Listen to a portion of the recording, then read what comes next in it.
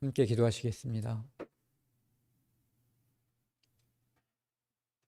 우리가 나아갈 길을 알지 못할 때에 하나님께서 우리를 불러주시고 우리가 나아갈 길을 밝혀주시고 인도해 주시니 감사드립니다. 애굽에서 나온 이스라엘을 홍해를 가르시고 광야에서 불과 기둥으로 인도하여서 가나안으로 인도해 주신 하나님 아버지, 오늘 저희들도 미련하고 앞길을 알지 못합니다. 우리는 두려울 때도 있고 앞길이 보이지 않아서 답답할 때도 많이 있습니다. 다만 하나님께서 우리를 인도하여 주심을 믿고 하루하루를 살아갑니다. 오늘 또한 이곳 말씀이 선포되고 함께 교제할 수 있는 곳으로 인도해 주시니 감사드립니다. 오늘 이곳에서 함께 교제하며 나누는 이 모든 말씀이 오직 하나님의 거룩한 뜻만이 나타날 수 있도록 처음부터 끝까지 도와주십시오. 이 모든 말씀 우리를 사랑하시는 예수 그리스도 이름으로 감사하며 기도드렸습니다. 아멘. 오늘은 변론자 그리스도 네 번째 시간입니다.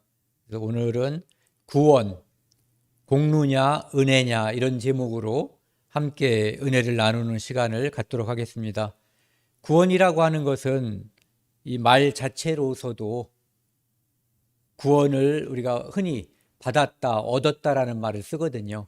그렇기 때문에 내 공로가 아니라 누군가 하나님께서 예수 그리스도의 공로로 말미암아 우리에게 주셨다고 하는 것을 우리가 평상시에 사용하는 말에서도 느끼고 그렇게 쓰고 있는 것으로 알고 있습니다.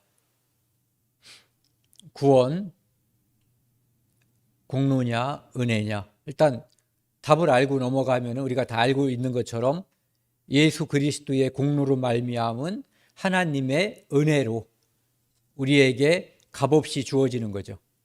이제 그런데 이것이 왜 제목이 될 수 있냐 이거죠. 공로냐, 은혜냐. 수많은 종교가 내가 그들이 믿는 신 앞에서 어떻게 노력했고 무엇을 바쳤는가에 따라서 인정받는 그런 종교들이 많거든요. 그런 종교들의 습성, 이런 것들이 기독교에도 이제 들어오다 보니까 마치 구원마저도 사람이 무엇을 해서 얻는 것으로 착각하고 그것을 교리로 선택하는 경우도 많이 있기 때문에 이제 우리는 그런 것을 잘못됐다라는 걸 알고 오직 믿음으로, 오직 은혜로, 오직 말씀으로, 오직 그리스도로 말미암아 얻는 구원이라는 것을 이제 오늘 시간을 통해서 함께 나누도록 하겠습니다. 구원이라고 하는 것은 이 구원이라는 낱말 자체가 이제 한자로다가 이루어졌기 때문에 한자로서 구자는 건진다는 의미를 가지고 있어요. 그리고 구원이란 말이 보편적인 단어이기 때문에 구원한다는 말로도 구자 자체가 구원한다는 의미로도 가지고 있어요. 그리고 원자는 당긴다. 물에 빠진 사람한테 줄을 던져주고 또는 그물을 던지고 그를 끌어당기는 그런 모습을 볼 수가 있거든요. 도울 원자도 돼요. 이제 어떤 곤경에 빠진 사람, 죽게 된 사람을 도와서 건져준다. 이런 의미를 가지고 있는 거죠. 그래서 사전적인 의미를 여기 제가 이제 6개를 꼽아놨는데요. 보면은 어려움이나 위험에 빠진 사람을 구하여 줌 이런 의미를 가지고 있어요. 그리고 건짐을 받음. 이 구원이란 말에는 구원의 주체가 있고 구원의 객체가 있거든요. 구원해 주시는 분, 구원을 받는 사람. 그렇기 때문에 구원해 주시는 분은 하나님이시고 구원을 받는 사람은 이제 사람이 되는 거죠. 그런 측면에서 구원자가 있고 구원을 받는 사람, 얻는 사람이 존재하는 거예요. 하지만 일반적으로 구원이라고 하는 것을 사람 측면에서 쓰다 보면은 그것은 하나님께서 주시기 때문에 우리는 구원을 받는다, 얻는다라고 쓰거든요. 그러니까 수동태로 쓰거나 피동형으로다가 그 용어 자체를 쓸 수밖에 없는 단어가 되는 거죠. 그래서 두 번째도 보면은 인류를 죽음과 고통과 죄악에서 건짐을 받는 일. 그러니까 누군가는 건지고 있고 건지시는 분이 있고 건짐을 받는 존재들이 있는 거거든요. 그러니까 우리로 따진다면은 건짐을 받는, 건짐을 얻는 존재들이 우리인 거죠. 그러니까 구원해 주시는 분은 하나님이시고 구원을 받는 사람들은 우리죠. 그 다음에 세 번째는 하나님의 자녀가 되는 것. 이것도 역시 구원의 하나의 요소예요. 구원을 받으면 하나님의 자녀가 되는 거죠. 그래서 구원을 받았다라는 용어를 쓰지 않고 하나님의 자녀가 되었다라는 용어를 사용하기도 하죠. 이때 우리가 이것은 구원을 받았다라고 하는 의미하고 같다라고 알 수가 있어요. 또한 네 번째는 죄에서 자유롭게 됨. 아담이 에덴 동산에서 범죄한 후 모든 인류는 죄인으로 태어나서 죄인으로 살다가 죄인으로 범죄한 상태에서 죽게 되는 거거든요.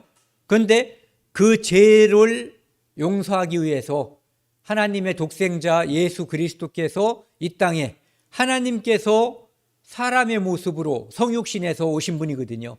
그분은 죄가 없으시기 때문에 인류의 모든 죄를 대신 짊어지시고 그 죄값을 피를 흘림으로써 지불하신 분이에요. 그래서 구원이라고 하는 말은 죄를 용서받는 의미를 가지고 있는 거죠. 그래서 죄에서 자유롭게 됐다, 죄사함을 받았다라고 하는 단어 자체도, 문장 자체도 구원이라는 의미와 상통할 수가 있는 거예요. 그리고 다섯 번째, 그리스도를 믿는 믿음으로 새로남, 거듭남. 그러니까 거듭났다라고 하는 것은 일반 이런 사이에서도 많이 쓰더라고요. 예전에 보니까 농협이 엄청 타락을 했었는지 농협 거듭나야 된다 뭐 이런 말도 쓰고, 그 다음에 어떤 단체들, 이런 단체의 이름을 쓰면서 그 단체가 거듭나야 된다 이런 말을 쓰거든요. 그런 것들은 바로 이 성경에서 인간이 사람의 자녀로 한번 태어나고 죄 용서받음으로써 죄가 없는 하나님의 나라에 갈 수 있는 자격을 얻는 것, 즉 하나님의 자녀가 되는 것, 예수 그리스도의 피로 말미암아, 그러니까 칭의죠. 원래 우리는 죄인이었는데 의로움하고는 아무런 관련이 없었는데 그분이 피가 우리의 죄를 가려줌으로 말미암아 우리가 의롭게 되는 것. 그래서 하나님의 자녀가 돼서 첫 번째는 엄마 아버지의 자녀로 죄인으로 태어나는 것, 그 다음에 두 번째는 죄와 관계없이 죄를 모두 용서받고 하나님의 자녀가 되는 것. 여기서 말하는 새로남. 어떤 데 새로남이라는 교회 이름도 있죠. 거듭남 같은 뜻이거든요. 그래서 그리스도인이 되는 것, 이거 이제 그것이 구원이라는 의미하고 또 역시 상통한 거고요. 그 다음에 여섯 번째는 사탄의 권세에서 해방됨. 에덴 동산에서 사탄에게 속아서 그가 반역하는 데에 한편이 됐거든요, 인류가. 그런데 그곳에서 사탄의 권세에서 예수 그리스도가 우리를 값을 주고 예수 그리스도의 피와 죽음이라고 하는 죄값을 지불하고 우리를 건져내신 거거든요. 그래서 사탄의 권세에서 해방됨이나 네 번째 나와 있는 죄에서 자유롭게 됐다는, 죄에서 건짐을 받았다는 뜻이나 사실은 같은 의미라고 볼 수가 있죠. 그래서 이 성경을 통해서 이제 몇 가지 말씀을 찾아볼 건데요. 이 구원이라는 의미 또는 구원이라고 하는 것과 관련해서는 성경에서 우리가 함께 나눌 수 있는 말씀이 굉장히 많거든요. 그런데 오늘은 오늘 주제와 이제 결부돼서 그런 말씀들, 공로가 아니라 은혜다.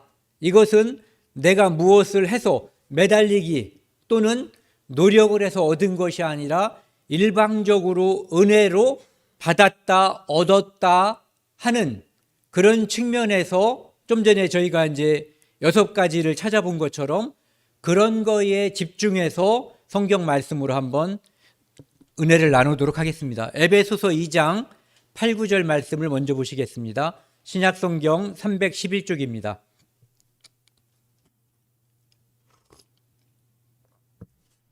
함께 읽겠습니다. 너희는 그 은혜에 의하여 믿음으로 말미암아 구원을 받았으니 이것은 너희에게서 난 것이 아니요 하나님의 선물이라. 행위에서 난 것이 아니니 이는 누구든지 자랑하지 못하게 함이라. 여기 보시면은 내 노력, 내 공로가 아니라 파란 글씨 보시면은요, 은혜에 의하여라고 되어 있어요. 은혜에 의하여. 그러니까 은혜는 내 노력과 내 정성에 관계없이 주어지는 거잖아요. 내가 은혜를 받았다, 은혜를 입었다라고 하는 것은 일방적으로 주어지는 거거든요. 그래서 그 뒤에도 보시면은 은혜에 의하여 믿음으로 말미암아. 이 믿음은 성경에서 흔히 행위하고 이렇게 같이 떠오르는 말씀이거든요. 행위에 의해서 받은 것이 아니라 믿음에 의해서, 행동이 아니라는 거예요, 행위가. 그리고 구원을 받았으니 이렇게 되어 있어요. 받았다라고 하는 것은 무엇이 전제가 돼요? 주신 분이 있다. 우리는 주신 분이 있고 우리는 그것을 받은 것뿐인 거예요. 그러니까 처음 제목으로 넘어가면 공로냐 은혜냐 하는 것과 관련됐을 때 이 첫 줄에서 판가름이 나버리는 거죠. 그래서 첫 줄로 보면은 공로, 내 노력이 아니라 은혜에 의해서 구원은 일방적으로 주신 분 때문에 주신 분으로 말미암아 내가 받은 것이다. 이것은 너희에게서 난 것이 아니요 내가 노력해서 내가 찾아내거나 내가 만들어내거나 내가 쟁취한 것이 아니요 하나님의 선물이다.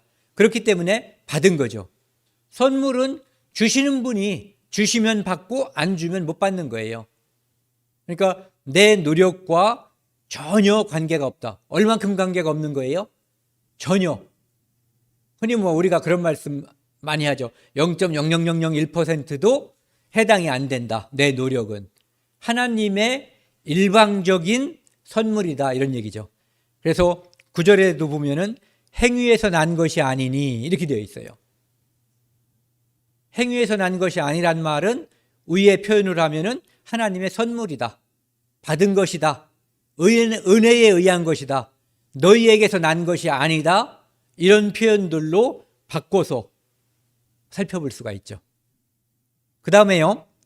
로마서 3장 26절, 28절 말씀해 보면은 처음에 말씀드린 것처럼 오늘은 공로냐 은혜냐라고 하는 차원에서 이 두 의미를 만족시킬 수 있는 말씀을 주로 찾아볼 거예요. 구원에 관한 많은 말씀이 있지만요. 예. 그래서 로마서 3장 26절, 28절 말씀에도 보면은 예수를 믿는 자는 의롭다 하려 하심이라 이렇게 되어 있어요. 그러니까 내가 의롭다 함을 받는 것은 의롭다라고 해주시는 분이 있다는 거예요. 그러니까 나는 의롭다 함을 받는 존재고 의롭다 함을 해주시는 존재가 별도로 있다는 거죠. 그리고 27절에도 보면은 그렇기 때문에 내가 그것을 내가 행위로 이루어졌다면 자랑할 것이 있죠. 내가 턱걸이를 100번 해서 구원받았어. 돈을 100만 원 내고 구원받았어. 아니면은 어려운 사람들한테 내가 10만 원씩 나눠주고 구원받았어. 이렇게 말할 수가 있는데 이것은 그것이 아니라 내 노력이 얼만큼 들어갈 수 없다고요? 전혀. 그렇기 때문에 자랑할 수가 없는 거예요. 무슨 법으로나 법을 지켜서도 아니고 행위를 해서도 아니고 오직 믿음의 법으로. 믿음이라고 하는 것은 행위하고 대척점에 있는 손등이 있다면 여기가 믿음이라면 여기가 행위죠. 그러니까 여기하고 여기는 한쪽만 보이는 거예요. 이것이 보이면 여기가 안 보이는 거죠. 그래서 여기 이 말씀은 무슨 얘기냐면은 법으로도 아니고 행위로도 아니란 얘기죠.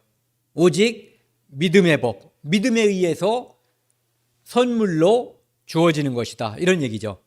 그러므로 사람이 의롭다 하심을 얻는 것은 율법의 행위에 있지 않고, 즉 행위, 공로에 있지 않고 믿음으로 되는 줄 우리가 인정하노라. 그래서 믿음으로 된다는 얘기는 행위가 아니고 은혜로 된다라는 거죠. 즉 믿음은 그러면은 어떻게 생기는가 생각해 볼 수가 있는 거죠. 믿음은 바로 은혜로 하나님께서 일방적으로 주시는 거예요. 그렇기 때문에 공로가 아니라 은혜가 되는 거죠. 믿음도 역시 은혜고, 예. 로마서 5장 1절 말씀을 보시면은요, 그러므로 우리가 믿음으로 의롭다 하심을 받았으니, 여기 보면 두 단어, 의롭다 하심, 이것도 하나님이 해주시는 거예요. 내가 의롭다 하심을 내가 쟁취하는 것이 아니라 그분이 일방적으로 내 죄를 예수 그리스도의 피로 가려놓는 거, 의롭다 하심이죠. 이게 그것을 그분이 주셨기 때문에 나는 받은 거예요.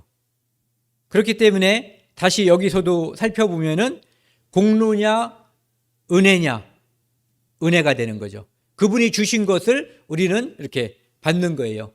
누가 그전에 그런 말 하던데, 어디 가서 절을 할 때 이렇게 하는 이유가 이 은혜를 받기 위해서 이렇게 손을 벌리는 거라고요. 어쨌든 우리는 하나님의 은혜를 구하는 자세가 필요한 거예요. 아직 믿음이 오지 않은 사람들 같으면 하나님께 내게 믿음을 주십사고 기도하는 것, 손을 이렇게 하는 그 자세가 중요한 것이 아니라 내 마음 속에서 내가 하나님께 은혜를 구하는, 내가 죄인임을, 예수님이 죄인을 부르러 왔잖아요. 그렇기 때문에 죄인임을 고백하고 하나님의, 죄인은 죽으면 심판받는 존재를 우리가 죄인이라고 하는 거거든요. 그렇기 때문에 죄인임을 알았다면 그 죄인은 반드시 하나님의 은혜를 구해야 마땅한 거예요. 갈라디아서 3장 23절에서 26절 말씀을 보면은요, 믿음이 오기 전, 온 후라는 표현이 있어요. 23절에는 오기 전, 25절에는 믿음이 온 후. 믿음을 내가 쟁취하고 사오고 그러는 게 아니거든요. 내가 모르는 사이에 하나님께서 내게 믿음이라고 하는 선물을 주시기 전이면 오기 전이 되는 거고, 주신 후면은 온 후가 되는 거예요. 그렇기 때문에 이 믿음이라고 하는 것은 다시 한번 공로냐 은혜냐라고 하면은 바로 하나님께서 일방적으로 주시는 선물, 즉 은혜라고 보는 거죠. 은혜라고 봐야지 마땅한 거예요. 24절 같이 한번 읽겠습니다. 이같이 율법이 우리를 그리스도께로 인도하는 초동교사가 되어 우리로 하여금 믿음으로 말미암아 의롭다함을 얻게 하려 함이라. 파란 글씨 다시 한번요. 믿음으로 말미암아 의롭다함을 얻게 하려 함이라. 주시는 분이 있는 거예요. 믿음으로 말미암아 의롭다 해주시는 분이 있고 의롭다함을 주시는 분이 있어요. 그래서 우리가 얻게 되는 거거든요. 그렇기 때문에 믿음이 오기 전이란 단어, 온 후라고 하는 단어, 여기 나와 있는 의롭다함, 또 의롭다함을 얻게 하려 함, 이런 문장들이 모두 다 공로냐 구원이라고 하는 것이 공로냐 은혜냐라고 생각해 볼 때 은혜라고 하는 것을 입증하는 단어들이죠. 문장들이 되는 거고요. 26절에도 보면은요, 같이 읽겠습니다. 너희가 다 믿음으로 말미암아 그리스도 예수 안에서 하나님의 아들이 되었으니. 믿음은 아까 말씀드린 것처럼 행위가 아니기 때문에 공로가 아니고 은혜라고 말씀드렸죠. 그리고 그 뒤에 빨간 글씨요. 그리스도 예수 안에서 하나님의 아들이 되었으니. 여기 계신 저를 포함해서 모든 사람들, 엄마가 우리를 다 낳아주셨어요. 내가 엄마 아버지의 자식이 되는데 내 노력이 들어가나요? 전혀 안 들어가거든요. 그러니까 누구의 자녀가 되었다는 것, 누구의 자식이 되었다고 하는 것은 그분의 은혜, 그분의 수고가 있는 거예요. 내 수고와 내 공로는 전혀 없는 거죠. 그렇기 때문에 그리스도 예수 안에서 하나님의 아들이 되었다는 것, 이것도 역시 내 노력과 내 공로가 아니기 때문에 바로 일방적인 하나님의 은혜가 되는 거죠. 그래서 하나님의 은혜로 우리는 하나님의 자녀가 된 거예요.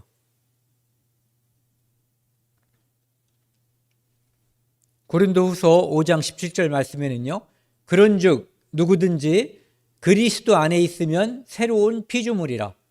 우리가 그리스도 안에 있는 사람, 한 단어로 말하면 그리스도인, 기독교인이 됐단 말이에요. 그러면 그것은 새로운 피조물이라고 해요. 왜? 예전엔 죄인이었는데 이제 의인이 된 거예요. 첫 번째 피조물은 죄인이었고 엄마 뱃속에서 나왔을 때는, 물론 엄마 뱃속에 들어있을 때도 죄인이었죠. 내가 죄악 중에 출생하였으며 모친이 죄 중에 나를 잉태하였나이다. 그런데 피조물이라고 하는 걸 생각을 해보자고요. 내가 그리스도인인데 피조물이라면 나를 만드신 분이 있을 거 아니에요. 만들어진 객체는, 만들어진 대상은 만드신 분이 존재한다라는 전제가 있는 거거든요. 이 모든 피조의 세계는 만드신 창조주가 있다라고 하는 전제하에 있는 거거든요. 그렇기 때문에 새로운 피조물이라고 하는 것은 바로 우리가 하나님의 자녀가 되었다는 말씀인데, 그 말씀은 하나님께서 우리를 자녀 삼아 주신 은혜가 있다는 의미죠. 그러니까 내 공로 때문에 새로운 피조물이 된 것이 아니라는 거예요. 오직 그분의 노고, 그분의 긍휼하심, 그것을 따라서 우리가 새로운 피조물이 되었기 때문에 이것은 공로가 아니라 은혜라는 거죠. 그래서 밑에 나와 있는 보라 이전 것은, 이전 것, 죄인, 예수 그리스도를 알지 못하던 시대의 나, BC죠. Before Christ. 보라 새 것이 되었도다. AD. 이 새 것이 되었도다. 새로운 피조물. 이 모든 것이 내 공로가 전혀 포함되지 않은 거예요. 그렇기 때문에 역시 이것도 공로가 아니라 은혜라는 거죠. 그러니까 예수 그리스도 안에서 새로운 피조물이 됐다는 것, 하나님의 자녀가 되었다는 것, 죄를 용서받았다는 것, 이 모든 것이 하나님의 은혜가 되는 거거든요. 그러니까 구원이 하나님의 은혜가 되는 거죠.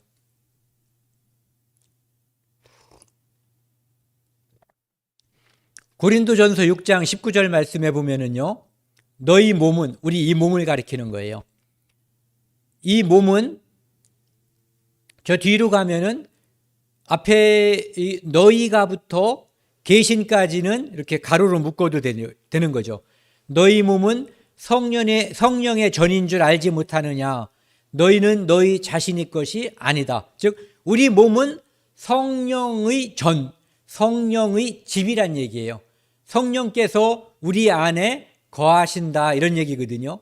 그런데 그 성령이 어떤 분이신가, 어떤 존재인가를 이 파란 글씨에서 이야기해 주고 있어요. 너희가 하나님께로부터 받은 바. 이 성령은 하나님께서 우리에게 주신 거예요. 그러니까 내 것이 아니었던 거죠. 하나님께서 주신 것, 우리는 받은 존재. 그렇기 때문에 성령을 받은 존재가 그리스도인이고, 그것을 여기서는 성령의 전, 성령의 집이라는 표현을 사용한다면 성령도 역시 하나님께서 주셨고 우리는 받은 존재가 되는 거거든요. 그렇기 때문에 이것도 역시 공로가 아니라 하나님의 일방적인 은혜가 되는 거죠. 예. 성령을 받은 사람을 우리가 역시 그리스도인이라고도 하고, 제사함을 받은 사람도 역시 그리스도인, 하나님의 자녀가 된 사람도 그리스도인. 그렇기 때문에 그런 사람을 구원받은 사람 또는 거듭난 사람이라고 말하는 공통점을 갖고 있거든요. 그래서 여기 나와 있는 하나님께로부터 받은 성령, 그러니까 받았다는 의미의 주신 분이 있다는 거죠. 그래서 그것은 바로 우리의 공로가 아니라 하나님께서 주신 하나님의 은혜로 우리는 성령을 받은 거예요. 그래서 뒤에도 보면은요, 로마서 8장 16, 17절 말씀을 보시면 성령이 친히 우리의 영과 더불어 우리가 하나님의 자녀인 것을 증언하시나니, 우리가 하나님의 자녀된 것을 증언하는 것이 존재가 뭐냐면은 성령이거든요. 성령이 우리 안에 오지 않으면 우리가 하나님이 세상을 만드신 분인 것을 알지 못해요. 그것을 알게 해주시고 영원히 믿게 해주시고 영원히 함께 해주시는 분이 성령이거든요. 그런데 그분을 보내주신 분도 하나님이세요. 그러니까 그런 역사를 우리에게 해주시는 분이 하나님이시니까, 또 성령이니까 주신 분이 따로 있고 받은 우리이기 때문에 이것도 역시 공로냐 은혜냐라고 보면은 완전한 은혜가 되는 거죠. 그래서 여기도 보면 하나님의 자녀가 된 것이 성령이 와서 우리가 하나님의 자녀가 됐다고 볼 수 있거든요. 또는 하나님의 자녀가 됐기 때문에 성령이 왔다고 볼 수 있어요. 이 선후 관계는 아무도 증명할 수 없을 거예요. 다만 그것은 둘 다 필요 충분 조건일 거예요. 어쨌든 성령이 우리 안에 오신 것, 그래서 우리가 하나님의 자녀인 것을 증거하는 것, 이것이 또 역시 공로가 아니라 은혜로 주어진 것이다 이거죠. 그래서 밑에 있는 자녀, 하나님의 자녀가 된 것, 우리가 엄마 아버지의 자녀가 된 것, 이것도 역시 내 공로는 전혀 해당이 없다는 거죠. 그래서 자녀가 되면, 요즘은 유전자 검사해가지고 자녀면은 어디서 멀리 있다가 다시 왔다든지 아니면 엄마가 달라도 상속을 받잖아요. 그래서 이 권한이 있는데 그것은 바로 하나님의 일방적인 은혜다 이거죠. 공로가 아니라. 고린도전서 12장 3절에 보면은요, 성령으로 아니하고는 누구든지 예수를 주시다, 주인이다, 주인님이다 라고 할 수 없다고 했거든요. 그러니까 성령으로 말미암아 예수님을, 내 죄를 용서해 주셨고 내 삶을 이끌어 가시는 주인, 내가 늘 공경하고 받들어야 하는 주인이 된 거거든요. 그런데 이 성령, 그것을 알려주는 성령이 하나님께서 일방적으로 주신 거예요. 그러니까 성령으로 말미암아 우리가 믿음을 갖게 된 것, 이것이 바로 은혜다 이런 얘기죠, 결국은. 그리고 누가복음 1장 77절에 보면은요, 주의 백성에게 그 제사함으로 말미암는 구원을 알게 하리니, 이렇게 돼 있어요. 제사함. 우리는 죄인이고 용서해 주시는 분은 하나님이시거든요. 우리는 제사함을 받는 존재고 제사함을 해 주시는 분은 하나님이신 거예요. 그렇기 때문에 제사함이라고 하는 것은 우리가 받는 입장에서 볼 때 은혜에 속한 거죠. 공로가 아니라. 예수 그리스도의 십자가의 공로로 우리는 값없이 제사함을 받은 거예요. 즉 은혜죠. 그래서 여기 나와 있는 구원은 역시 최종적으로 모든 것을 종합해 볼 때 내 공로, 내 노력이 조금도 포함되어 있지 않은 오직 하나님의 은혜다 이런 얘기죠. 그리고 에베소서 1장 6절 7절 말씀에도 보면은 속량 곧 제사함을 받았느니라 이렇게 되어 있거든요. 7절을 한번 같이 읽어보실래요? 우리는 그리스도 안에서 그의 은혜의 풍성함을 따라 그의 피로 말미암아 속량 곧 제사함을 받았느니라. 은혜 때문에. 그냥 답이 이런 것이 시험 문제로 만약 학교 다닐 때 나오면은 우리가 다 100점 맞을 거예요. 문장 중에 답이 또는 그냥 여기는 은혜라고 팍 써 있잖아요. 어떤 데는 그 은혜임을 우리가 눈치챌 수 있는 그런 단어들이 쭉 깔려 있거든요. 여기도 보시면은 은혜의 풍성함이란 표현뿐만 아니라 그의 피로 말미암아 속량은 그 노예가 값을 지불하고 평민, 양인이 되는 것, 일반인이 되는 것. 그러니까 노예 상태에서 값을 지불하고 해방되는 게 속량이잖아요. 속량 곧 제사함이라고 되어 있거든요. 그러니까 우리가 제사함을 받은 것은 속전, 예수님의 피라고 하는 값을 지불한 거예요. 그 값을 지불하신 분은 예수님이시고 우리는 값없이 즉 공짜로 제사함을 여기 빨간 글씨요 받았느니라 이렇게 되어 있죠. 그래서 구원이라고 하는 것, 제사함이라고 하는 것, 하나님의 자녀가 되는 것, 이 모든 것은 결국은 하나님의 은혜로 우리가 값없이 받았다 이런 얘기죠. 고린도서 5장 21절에도 보면은요, 우리로 하여금 파란 글씨요 그 안에서 하나님의 의가 되게 하려 하심이라. 원래 하나님은 의로우신 분이에요. 죄하고는 아무런 관련이 없는 분이거든요. 그런데 그분이 우리로 하여금 그 안에서 예수 그리스도 안에서 하나님의 의가 되게 칭의라고 하는 거예요. 칭의. 그분은 의로우시고 우리는 원래 죄인이었는데 예수 그리스도의 십자가의 피로 말미암아 그 피가 우리 죄를 가려줘 버린 거예요.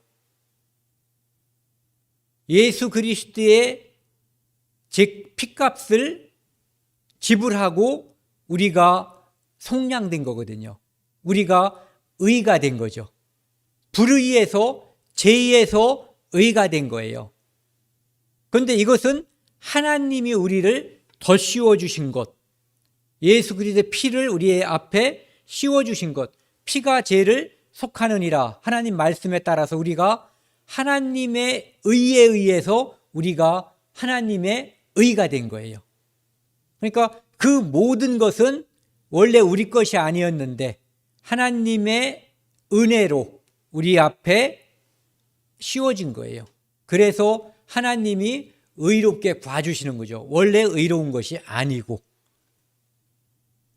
에베소서 2장 1절 그는 제물과 허로 죽었던 허물로 다시요.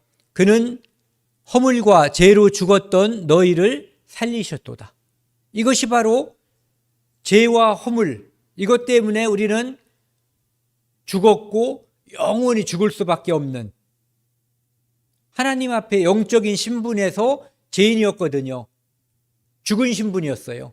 그리고 이 땅에서 살다가 언젠가 죽을 신분이었고, 그리고 나중에 영원한 심판이 있을 때 멸망받을 신분이었거든요. 그런데 우리를 살리셨어요. 살리셨도다. 내가 나를 살렸나요? 아니죠. 허물과 죄로 죽었던 너희를, 우리를 예수 그리스도가 살리신 거예요. 그러니까 여기서 말하는 죄 용서받았다는 표현과 우리를 살리셨다는 표현은 사실은 같은 거거든요.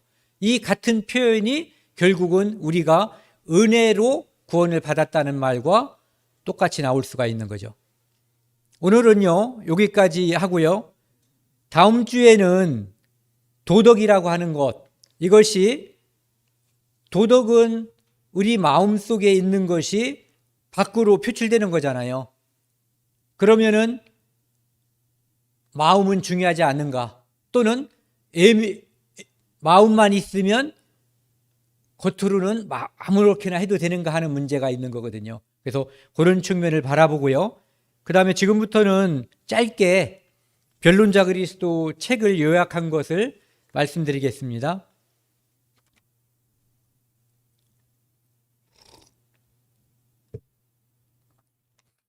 구원 공로냐 은혜냐란 제목인데요. 이 종교를 사람들이 선택할 때 있어서 두 가지를 이제 신경을 쓰는 거예요. 하나는 권위의 출처. 무엇을 믿을까 할 때 이 권위가 있는 것. 예를 들어서 내가 이거를 만들었는데 이걸 내 신으로 섬긴다면 이것은 정말 이 권위는 내 피조물이잖아요. 내가 만든 피조물인데 내가 신으로 삼는다면 이 권위가 없는 거예요. 이제 그런 의미죠. 무엇을 믿을까 하는 것. 그것이 이제 권위의 출처가 되는 거죠. 그런데 무엇을 믿을까를 쉽게 결정할 수 없다는 거예요. 왜? 인간의 지성의 한계 때문에. 그리고 또 한 가지는 구원의 방법. 구원의 방법은 죄인이 어떻게 하나님과 화평할 수 있을까? 이게 이제 구원의 방법이거든요. 그런데 인간이 죄인으로 태어나서 범죄하기 때문에, 즉 성품의 한계 때문에 하나님께 다다를 수가 없다. 이런 얘기죠. 여기서 이제 이야기하려고 하는 제목이 1번부터 8번까지 있는데 짧게 말씀드리겠습니다. 첫 번째는 하나님의 주도권. 이 구원이라고 하는 것은 하나님의 주도권이 있다는 거예요. 그래서 우리가 은혜라는 표현을 쓰는 거거든요. 하나님의 주도권이 아니라 인간의 공로가 주로 역할을 한다면 은혜라는 표현을 쓸 이유가 없는 거죠. 그래서 은혜라는 것은 신적 주도권이라고 하는데 자격 없는 자에게 주시는 하나님의 사랑, 이것을 은혜라고 한다는 거죠. 이 하나님의 주도권, 은혜는 과거성이 있어요. 인간의 전통이 첨가되지 않고 단번에 계시된 말씀, 이 말씀과 단번에 계시된 말씀과 그 다음에 인간의 공로가 보태지지 않은 한 번에 완성된 사역, 십자가 사역을 말하는 거거든요.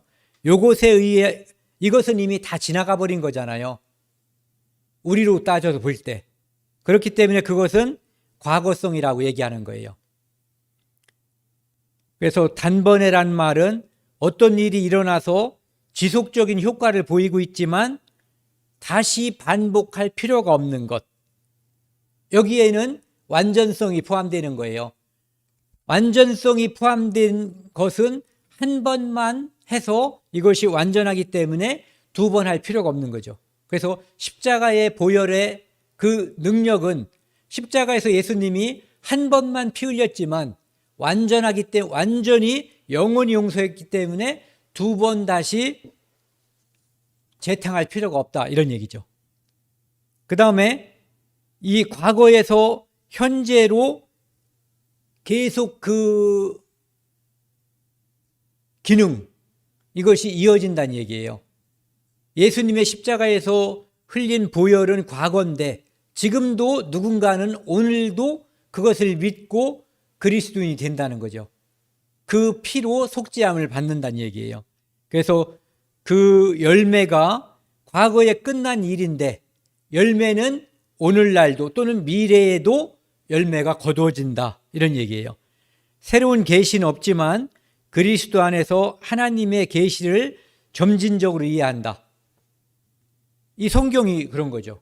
우리가 성경을 통해서 어떤 말씀을 받을 때 이 성경에 첨가되는 것이 없는데도 불구하고 지난번에 읽을 때, 오늘 읽을 때, 그 다음에 다음 세대의 사람들이 저것을 읽고 받아들일 때 읽는 사람마다 또는 같은 사람이어도 그때마다 다른 것을 얻을 수가 있다는 거예요. 그렇게 된 이유가 뭐냐면은 성령의 역사라는 거예요. 그래서 말씀과 사역의 풍성함을 신자에게 적용하는 것이 우리 안에 있는 성령이고 그 성령은 말씀으로 인해서 우리에게 감동을 주고 교제를 통해서 우리에게 그 적용된 말씀이 활성화되게 하는 그런 역할을 한다는 얘기죠. 그래서 신적 주도권이라는 말이 여기도 나와 있는데요. 계시와 구속의 완료임과 동시에 현재인 것. 신기하죠? 계시, 이 성경 말씀 이미 끝났잖아요. 예수님하고 사도시대를 통해서 이미 완성된 거거든요. 그런데 예수님의 십자가 사건도 그때 끝나버린 거예요. 그런데 신기하게도 오늘날에도 아까 말씀드린 그 사역이 지금까지도 계속해서 역사가 이루어지고 있다는 거죠. 그렇기 때문에 초자연적이라는 표현을 쓴다는 거예요. 그 다음에 두 번째는 구원과 정의. 여기 나와 있는 정의라고 하는 것은 어떤 의미를 밝힌다라는 정의가 아니라 그 공의와 같은 정의를 말하는 거예요. 정의로운 세상 할 때 정의. 칭의라고 하는 것은 죄책과 형벌에서 무상의 완전한 사지로, 예수 그리스도는 엄청난 값을 지불했지만 우리는 공짜잖아요. 그래서 무상의 완전한 사죄로 하나님과 화목되고, 죄로 인해서 반목했는데 예수 그리스도의 피로 말미암아 그것이 화목 제물이 됐고 화목 제사가 된 거죠. 양자되는 것, 그래서 하나님의 자녀가 되는 것, 이것이 이제 칭의이고요. 그 다음에 성화는 그리스도인의 현재의 삶을 말하는 거예요. 그래서 악의 인력, 악이 우리를 끌어당기거든요. 자꾸 잘못된 곳으로 우리를 끌고 가려고 그래요. 유혹하는 거죠. 거기서 점진적으로 그 인력에서 풀려나는 거예요. 점점 멀어지는 것.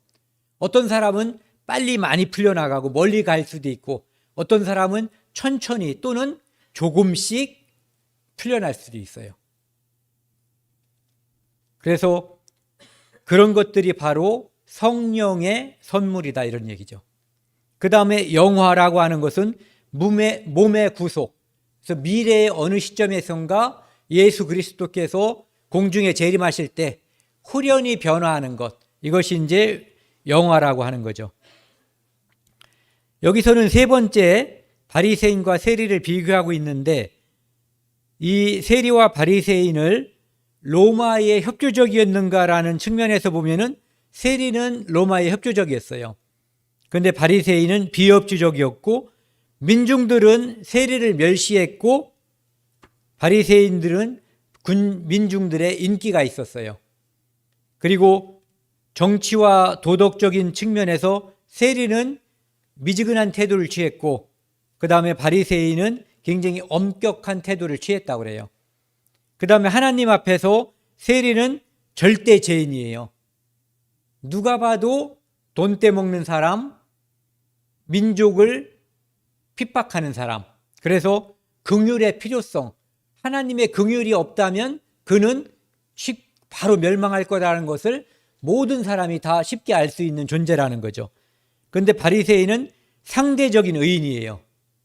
본인들도 의로움을 호소했고, 그 다음에 하나님 앞에서 감히 그들의 공로를 열거하기도 했어요. 그 다음에 자기를 표현할 때 하나님 앞에서 저를 이렇게 표현했어요. 세리는. 그런데 바리새인은 나는. 그리고 누군가하고 이제 비교를 한 거죠. 세리는 가슴을 치면서 나는 죄인으로서이다라고 했는데, 이 바리새인은 나는 뭐뭐뭐를 잘했고 옆에 있는 저 비교했죠. 저 세리와 같지 않다라고도 자부심을 가지고 있었어요. 그리고 운명은, 세리는 자기 잘못을 알고 긍휼함에 호소했기 때문에 용서를 받았고 천국. 그 다음에 바리새인은 긍휼함에 호소하지 않고 자기의 공로를 내세웠기 때문에 지옥을 갔어요. 그 다음에 정죄받은 이유는 그들이 의로움 때문에 정죄받은 게 아니에요. 무엇 때문에 정죄받았냐면은 그들의 독선 때문에. 즉 의가 A형의 치우침. 그런데 하나님은 그들의 바리새인의 마음을 보고 있었다는 거죠. 의롭다함을 받은 이유는 세리가 의롭다함을 받았거든요. 둘 다 죄인이지만 세리는 회개하고 하나님의 긍휼하심에 호소했어요. 그래서 이제 의롭다함을 받은 거죠. 바리새인들은 이런 맹세를 한다고 그래요. 매매할 때마다 11조를 낸다. 11조를 낸다. 천민과 밥을 겸상 안 한다. 그 다음에 정결의식을 준수한다. 그래서 그들은 그들의 그렇게 다른 사람들과 그들이 생각하는 죄인들과 분리되면 될수록, 구별되면 될수록 점점 더 교만해졌다는 거죠.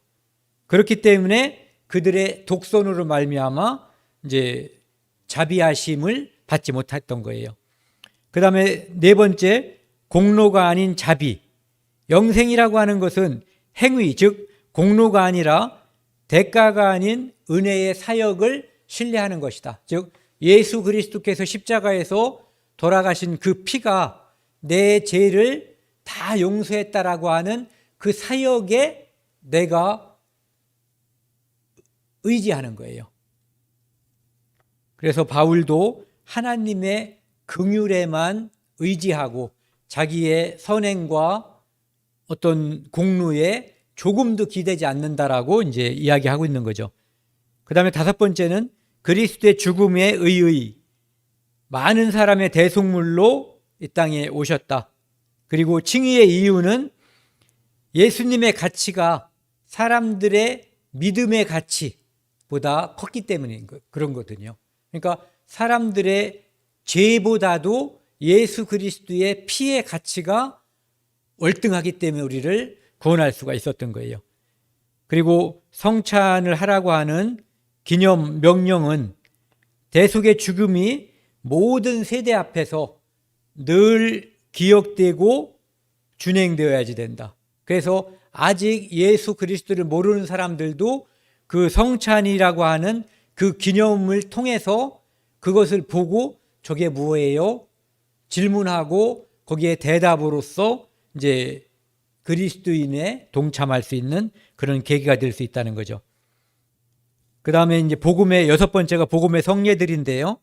성례라고 하는 것, 이것은 자동적으로 우리를 구원받게 하지 못한다. 십자가에 못 박히신 그리스도를 통해서 오는 구원의 복음을 이제 가시적으로 보여주는 것이지 그것이 구원받게 못한다는 거죠. 그래서 성례, 구원 모두 다 수동적이라는 거예요. 왜? 주시는 분이 따로 있기 때문에. 하나님께서 준비하신다 이런 거죠. 그래서 복음주의적이라는 말을 쓰고 있는데요. 복음주의적이다 이런 의미는 어떤 의미냐면은 그리스도의 대속의 죽음을 믿는 믿음으로 구원을 받으며, 이것이 첫 번째예요. 선행이나 성례, 성찬이라든지 침례, 세례, 이것은 구원의 효력을 발생하는 것이 아니라 그것은 구원의 효력을 발생하지 않고 다만 기념하시는 것이다라고 하는 것을 믿는 사람들, 그들을 복음주의적인 사람들이다 이렇게 말을 하는 거예요. 그 다음에 칭의의 열매, 제사장직, 우리한테 제사장이 됐잖아요. 예수 그리스도의 십자가의 죽음으로 말미암아 성소에서 지성소로 들어가는 휘장이 찢어져 버렸잖아요. 그래서 이제 구원받은 사람은 어떤 매개체, 제사장이라고 하는 매개체를 통해서, 중보자를 통해서 하나님께 기도하고 나아가는 것이 아니라 직접 나아갈 수 있는 길이 열린 거죠. 그 다음에 이제 어떤 반대들이 있어요. 구원받은 사람들 또는 구원받은 사람들이 하는 어떤 언어 생활, 생각에 대해서 반대를 하는데 정직하지 못하다. 이렇게 얘기하는 거예요. 구원받은 사람들을 정직하지 못하다. 그러면서 내가 왜 죄인이냐 이렇게 되묻는 거예요. 그런데 내가 진짜로 어떠한 죄인인 것을 알지 못하기 때문에 그런 질문을 한다는 거죠. 그래서 하나님의 율법을 자기 자신의 양심에 비춰본 적이 없기 때문에, 하나님이 창조주라고 하는 것을 알아본 적이 없기 때문에 그런 말을 하는 거예요. 그런데 성령이 우리한테 오시면 그 모든 것을 깨닫게 해주시는 거죠. 그 다음에 두 번째는 병적이라고 해요. 그리스도인들을 약간 비아냥거려서 하는 말들이 있죠. 병적이다. 그런데 죄의 본질과 심각성을 안다면, 오늘이라도 죽으면 심판받고 지옥 간다고 하는 것을 실제로 안다면 그들이 병적으로 예민하다라는 말을 할 수가 없다, 이런 얘기죠. 그 다음에 또 이기적이라고 하는데, 생명을 구하는 것은 본능이에요. 그렇다고 달리기 할 때처럼 1등, 2등, 3등만 상 주기는데 내가 1등 또는 2등 또는 3등을 하면은 다른 사람 누군가가 그 자리에 못 들어가거든요. 그런데 하나님은 모든 사람이 구원을 받으며 진리를 아는 데 이르시기를 원하시기 때문에 이기적이라는 말은 해당이 되지 않는 거예요. 그리고 생명을 구하려고 하는 것, 영원한 형벌을 피하려고 하는 것은 본능적이고 하나님께서도 우리에게 원하시는 걸 아는 거죠. 불공평하다. 나는 착했는데 지옥 간다. 쟤는 막 살았는데 천국 간다. 이런 것을 이야기하는 사람들은 하나님의 죄의 기준과 공평이라고 하는 것이 무엇인지 성경을 통해서 알아본 적이 없기 때문에 그런 말을 한다, 이런 얘기죠. 또 도덕 폐기론자들이라고 말하는데, 그리고 그 사람들은 도덕을 약화시키고 불법을 조장한다라고 얘기하지만 실제로 선행이 구원의 방편은 아니잖아요. 하지만 구원받은 사람은 반드시 선행을 해야지 맞는 거예요. 그래서 그것을 안다면 도덕 폐기론자라고 하지 않을 것이고, 그리고 이런 말이 나오는 데에는 거듭난 그리스도인들이 잘못 살았던 그 잘못이 굉장히 중요한 그런 평가를 받는데 원인을 제공한 거죠. 그 다음에 비인간적이다라고 말을 하는데, 무능력하고 스스로 아무것도 할 수 없다는 것, 이것은 잘난 사람들의 입장에서 보면은 모욕적이거나 굴욕적으로 보이는 거예요. 자기가 마치 하나님 앞에 뭔가 되는 것처럼 착각하기 때문에 그런 생각을 하는 거죠. 그런데 사실은 그가 하나님 앞에 어떤 존재인가를 안다면 세상에서 가장 업적이 많거나 가장 도덕적으로 산 사람이라고 해도 그가 하나님 앞에 전적인 죄인, 전적인 무능한 것이라고 하는 것을 발견할 거다, 이런 얘기죠. 그래서 오늘은 요거 구원이 공로가 아니라 은혜라는 말씀을 함께 나눴습니다.